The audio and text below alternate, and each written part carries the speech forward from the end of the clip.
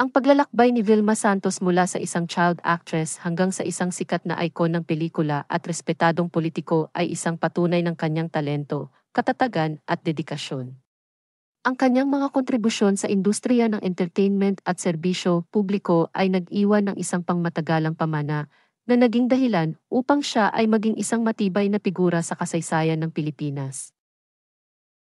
Si Rosa Vilma Tuazon Santos na kilala rin bilang Vilma Santos o Vilma Santos Recto ay ipinanganak noong Nobyembre 3, 1953 sa Bamban, Tarlac, Pilipinas.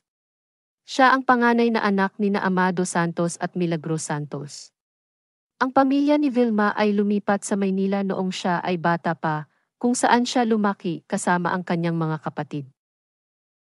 Ang teenage years ni Vilma ay hindi pangkaraniwan dahil sa maagang pagpasok niya sa entertainment industry. Binalansin niya ang kanyang pag-aaral sa kanyang karera sa pag-arte, minanage upang tapusin ang kanyang pag-aaral sa kabila ng kanyang abalang schedule sa showbiz. Nag-aral siya sa St. Mary's Academy sa Maynila at nang maglaon sa Universidad ng Pilipinas. Si Vilma Santos ay pumasok sa entertainment industry sa murang edad. Nagsimula siya bilang isang child actress sa pelikulang Trudy's Liit noong 1963 kung saan nanalo siya ng FAMAS Award para sa Best Child Actress. Ito ang naging simula ng kanyang tanyag na karera sa Philippine cinema. Si Vilma Santos ay isa sa mga pinakatanyag na artista sa Pilipinas na nakatanggap ng maraming parangal sa kanyang buong karera. Ang ilan sa kanyang mga kilalang parangal ay kinabibilangan ng FAMAS Awards. Vilma has won several FAMAS Awards, including Best Actress for films such as Relasyon, 1982, Dulzura Cortez Story, 1993, and Bata, Bata. Paano Ka Ginawa? 1998. Gawad Urian Awards. Nakatanggap din siya ng maraming Gawad Urian Awards na kinilala para sa kanyang mga natatanging pagganap sa mga pelikula tulad ng Sister Stella Al, 1984 at Dekada 70, 2002.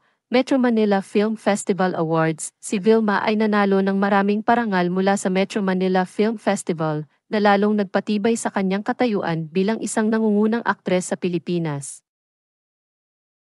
Naging paksa rin ng interes ng publiko ang personal na buhay ni Vilma Santos.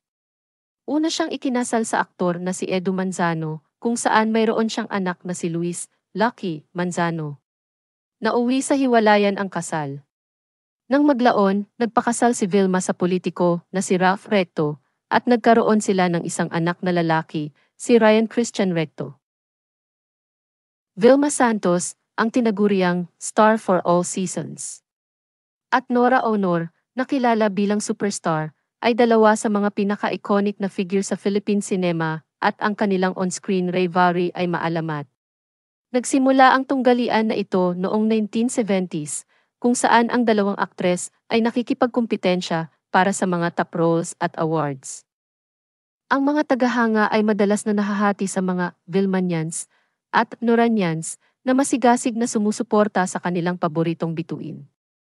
Sa kabila ng tunggalian, kapwa nagpahayag sina Vilma at Nora ng paggalang sa isa't isa sa mga talento sa paglipas ng mga taon. Si Vilma Santos ay lumipat mula sa pag-arte tungo sa politika noong huling bahagi ng 1990s. Una siyang nahalal bilang alkalde ng Lipa City noong 1998 na nagsilbi ng 3 magkakasunod na termino hanggang 2007. Ang kanyang matagumpay na panunungkulan bilang alkalde ay naging daan para siya ay manalo bilang gobernador ng Batangas, kung saan siya nagsilbi mula 2007 hanggang 2016.